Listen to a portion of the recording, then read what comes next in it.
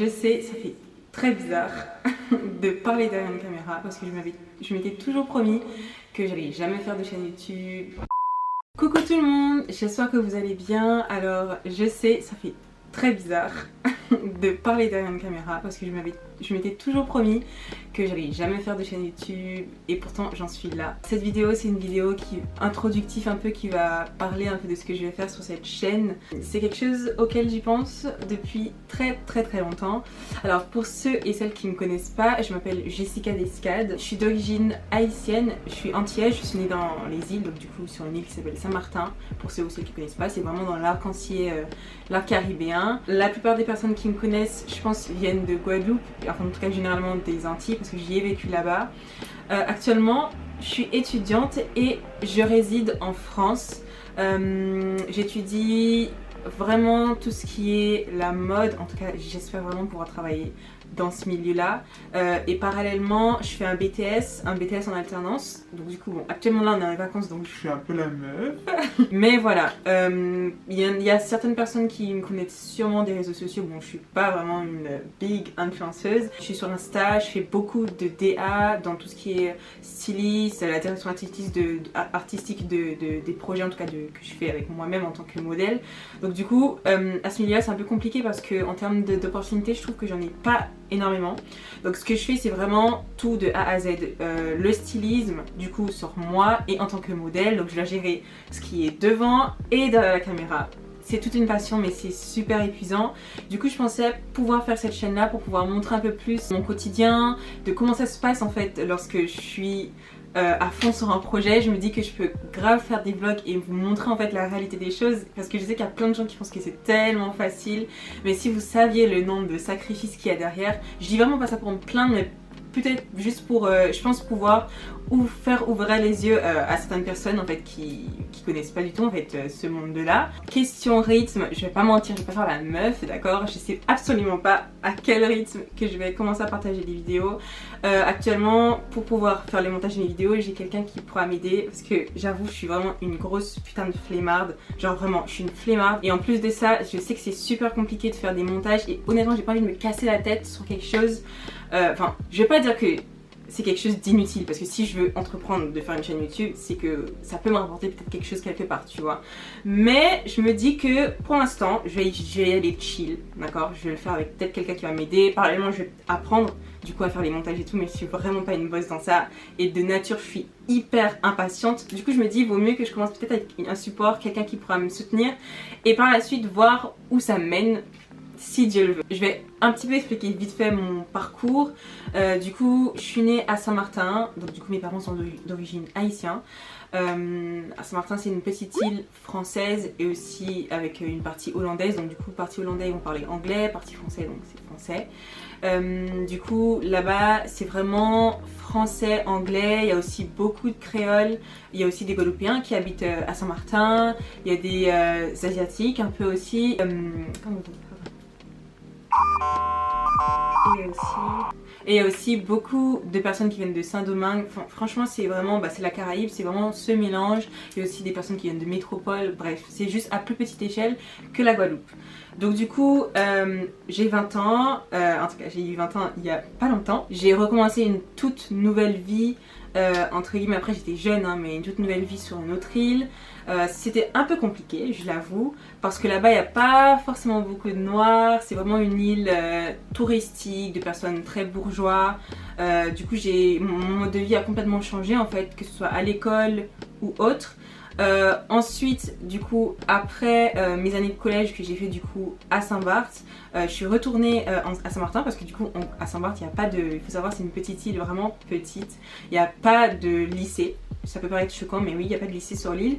Du coup, je suis retournée à Saint-Martin, j'ai fait ma première année de lycée là-bas et ensuite, après cette première année, j'ai décidé sur un coup de tête de partir avec une amie que j'avais rencontrée du coup à Saint-Barth, plus jeune au collège, de partir, avec qui j'avais gardé contact du coup, de partir en Guadeloupe. C'était vraiment un choix qui sortait du hasard parce que je ne savais, en fait j'avais pas vraiment créé de lien entre guillemets lorsque j'étais à Saint-Martin.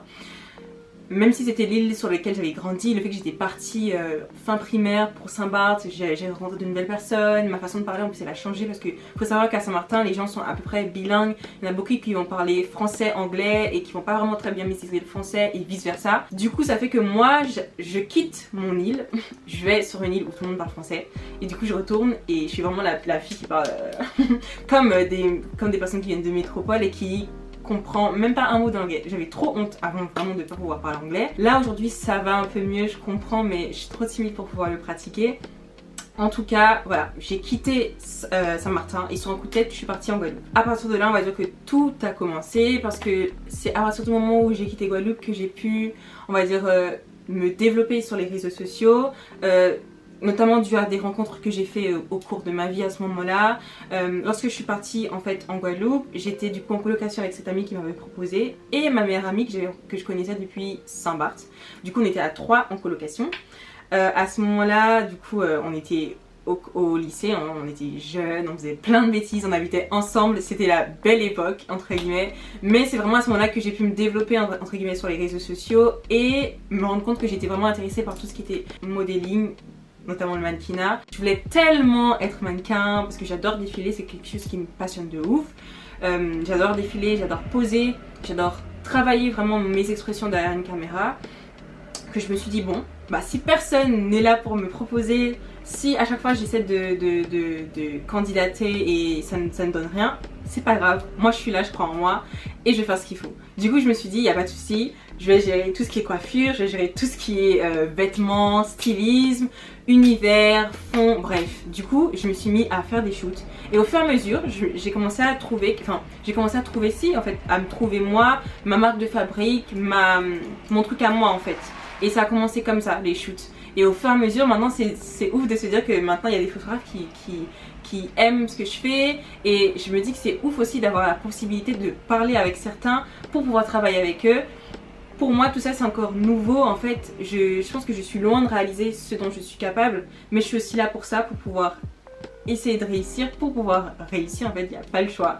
Du coup ensuite, après cette période catastrophique hein, entre guillemets, j'ai passé du coup 3 ans de ma vie en Guadeloupe et c'était vraiment 3 ans qui m'ont marqué parce que c'est 3 ans de ma vie très mémorables que j'oublierai jamais et c'est aussi 3 ans de ma vie qui a été définitive pour ce que je voulais faire après, en tout cas dans ma vie.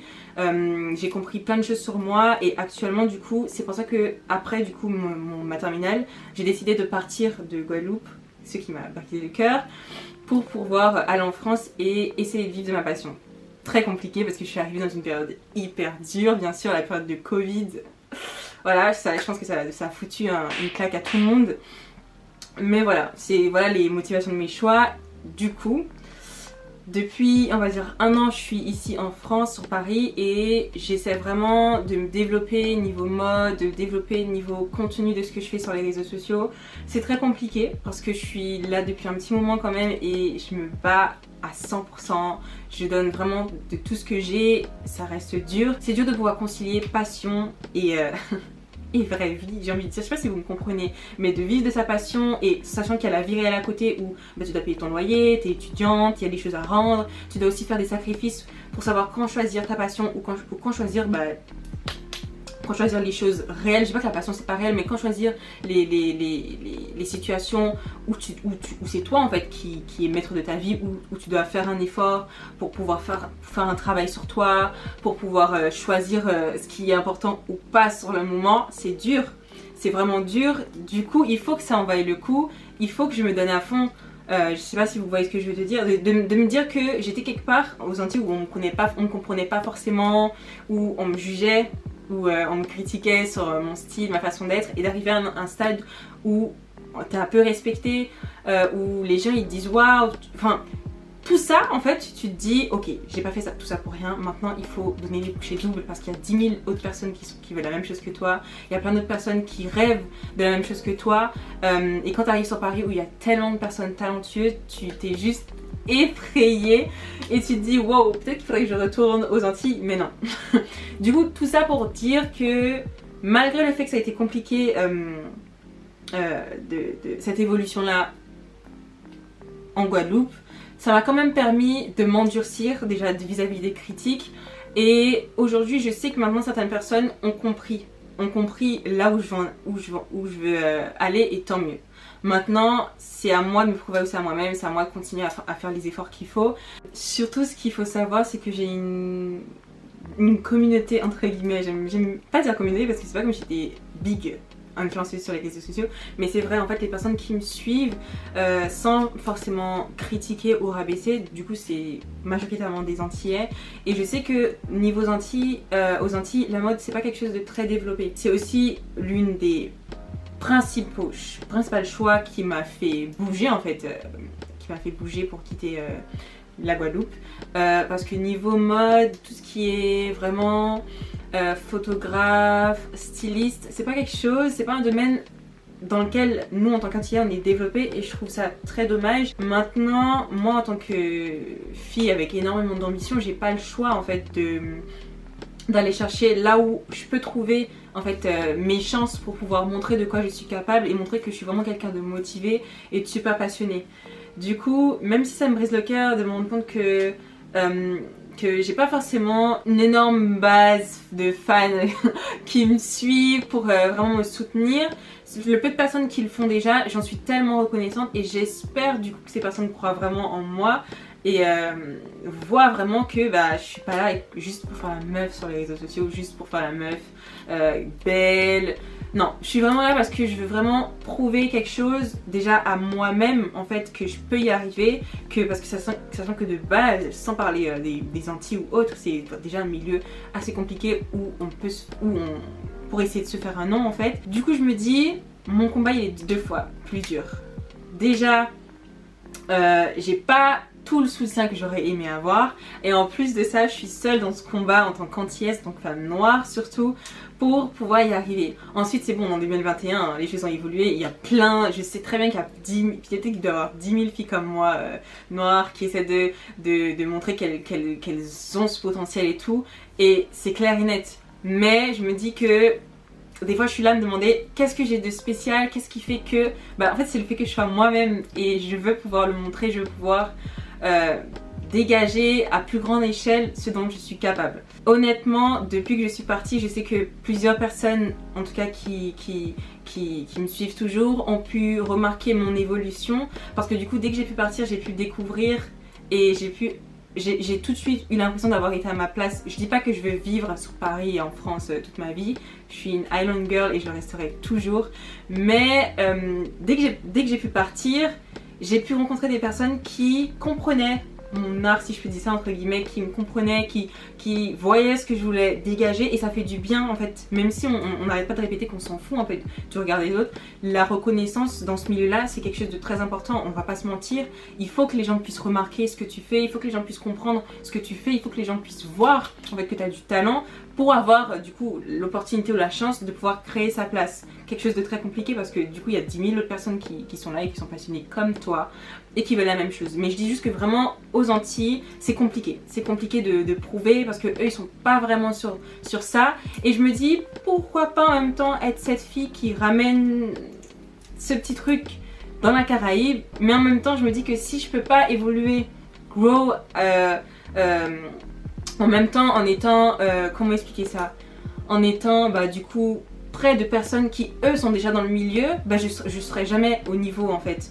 Du coup pour moi c'était vraiment important de partir, et j'en ai eu la preuve, j'ai pu moi-même mûrir, j'ai pu évoluer sur moi-même, j'ai pu du coup rencontrer plein de personnes talentueuses, j'ai pu faire beaucoup plus de collaborations à un autre niveau, à un niveau que je pensais jamais y arriver, et je me dis pourquoi pas essayer de passer à une nouvelle étape, développer et montrer un peu cette partie de moi que je montre quasiment jamais en fait sur les réseaux sociaux, parce que je fais que faire des photos, que faire des shoots, je parle pas vraiment avec ma communauté, si on peut appeler ça comme ça, et je me dis pourquoi pas, via les vlogs, on peut voir ma personnalité, et je peux peut-être laisser, en tout cas vous laisser rentrer un peu dans ma vie, bien sûr avec des limites, mais vous avez compris en fait. Du coup, voilà le but de cette chaîne, me découvrir un peu plus, vous montrer un peu plus de quoi est fait ma passion, voir les backstage, les galères, tout vous montrer, et parallèlement il y aura bien sûr des story time et des hauls parce que je suis toujours là pour vous montrer et pour être avec du style. voilà, tout ça va me faire plaisir et je me dis que même si c'est pas dans un but pour être youtubeuse, beauté, typique, make-up, parce que c'est pas du tout mon truc, je me dis que je peux quand même être là et partager quelque chose avec vous. Du coup, ce que je vais quand même faire, c'est que je vais essayer de garder une certaine stabilité dans le sens où je suis quand même en vacances, donc du coup j'aurai beaucoup plus de temps de faire des choses, d'essayer de filmer des vlogs. Bon, tout ça est nouveau pour moi, donc ça va me faire peur, ça va me faire stresser, mais je vais vraiment essayer de faire de mon mieux. Et j'espère que vous serez compréhensible. Du coup, j'ai l'impression que je bouge les mains depuis 10 ans. Du coup, voilà, voici ma première vidéo.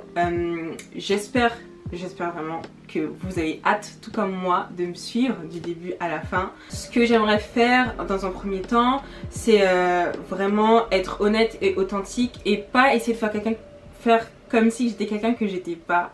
Du coup, vraiment beaucoup de transparence avec vous. Je vous dirai toujours la vérité. J'essaierai jamais de faire la meuf parfaite, je serai moi-même. Maintenant, si vous aimez pas, c'est votre choix, c'est à vous. Mais en tout cas, j'espère vraiment que le peu de personnes ou les personnes qui vont me regarder me suivront de A à Z et aimeront ce que je vais leur proposer. En tout cas, merci guys de m'avoir écouté. Merci pour ceux qui vont me suivre et je vous fais des gros bisous. À bientôt.